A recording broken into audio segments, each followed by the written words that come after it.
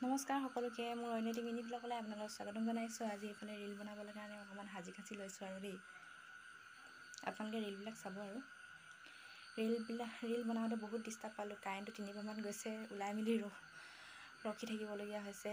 আকৌ খুলিছোঁ কাপোৰ, আকৌ পিন্ধিছোঁ, এনেকুৱা আৰু কি ক'ব। তথাপিও ৰীলকেইটা বনাব পাৰিলোঁ আৰু অৱশেষত। আৰু এতিয়া ৰাতি ভাত পানী খাই লওঁগৈ। এইফালে এয়া ৰাতি ভাত সাজ গাহৰি আৰু লাই বনোৱা হৈছিলে,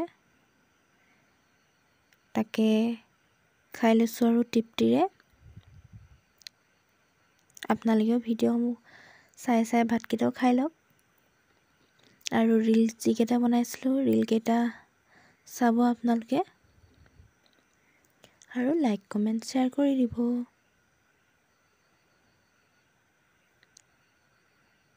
আৰু লাই গাহৰি কাৰ কাৰণে প্ৰিয় কমেণ্ট কৰি মেলি জনাব পাৰিলে।